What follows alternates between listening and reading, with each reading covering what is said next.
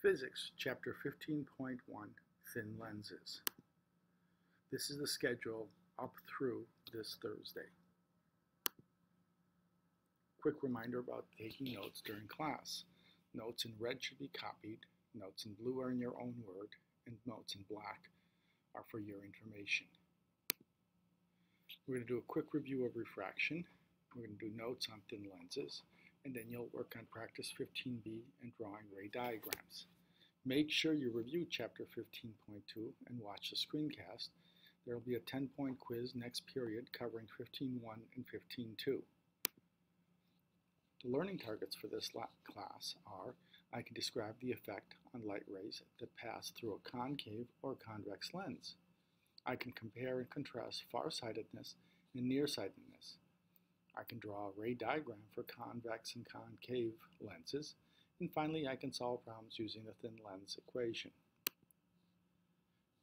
Review. Refraction occurs when a wave crosses a boundary between two mediums. The wave changes direction because it changes velocity. The frequency remains constant, and the velocity changes as a result of the wavelength changing. Law of refraction, or N, is c over v, c being the speed of light, v being the speed of light in the medium, and n being the medium's index of refraction. Snell's law of refraction is the relationship between the angles of incident and the angles of refraction, and the index of refraction of both materials. So n sub I times sine theta I is equal to n sub r times sine theta r. Lenses. Light enters the eye through a small hole called the pupil, and it is focused on the retina, which is like a camera's film. The eye also has a focusing lens, which focuses image from different distances on a retina. There are basically two types of lenses. There's a convex or converging lens that takes light rays and brings them to a point, and a concave or diverging lens, which takes light rays and spread them outwards. Application of lenses. They play an important role in our lives, as our eyes are these types of lenses. We often need corrective lenses to fix our vision. A is an example of an eye that does not need a correcting lens. The image is clear at all distances. Figure B is an eye that converges too late. It's too short, and the results of the person being farsighted. They can clearly see in the distance, but not up close. Figure C, the light waves converge too soon. The eye is often too long and results in a person being nearsighted. They can see clearly things close up, but not in the distance. In both cases, you need a convex or concave lens to ensure that the image is on the retina. This is a normal eye, with the light waves being focused onto the retina. Nearsightedness is when the eye is too long and the image is focused before it gets to the retina.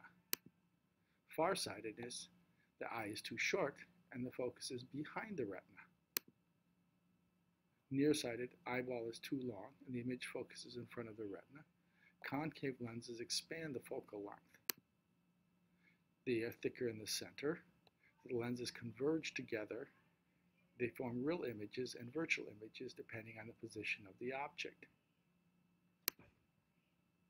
It's corrected by placing an additional positive lens in front of the eye. The stronger the lens, the more focused point is moved forward. Eyeball is too short. The image is focused behind the retina. Convex lenses shorten the focal length.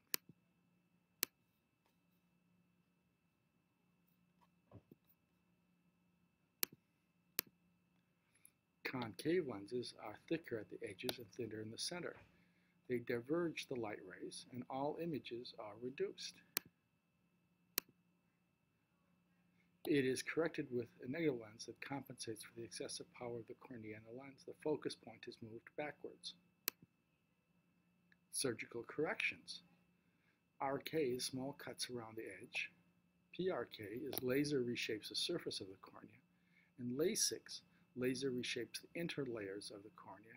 You also have implanted lenses and rings. Ray diagram. The rules for ray diagrams are the same for lenses as they were for mirrors, except you go through the lens after refraction, and instead of going through C, you go through the actual center of the lens. You draw a ray straight from the top of the object, parallel to the principal axis, and then through F after refraction. You draw a ray starting from the top of the object through F, then parallel to the principal axis after refraction. And 3, you draw a ray through the center of the lens. Where they focus is where the object is focused. This is what it looks like. The image could be projected on a screen if it is a real image. And the real images are always found on the opposite side of the lens from the object. Virtual images will appear on the same side as the object. Characteristics of this case are still inverted and reversed. Drawing a concave lens diagram. Rays diagrams for convex lens inside and outside of the focal point give similar results. An erect virtual image smaller than the object. The object image is always formed inside the focal length of the lens. And finally, to calculate the image's position and characteristics, use the same equations you used for mirrors. For example, if an object is placed 35 centimeters in front of a converging lens with a focal length of 20 centimeters, you calculate the image's position relative to the lens as well as the image's characteristics. The image is real since the object distance is positive, and on the other side of the lens, the image is inverted and enlarged. Review Chapter 15.2 and watch a screencast. There will be a 10-point quiz next period covering 15.1 and 15.2.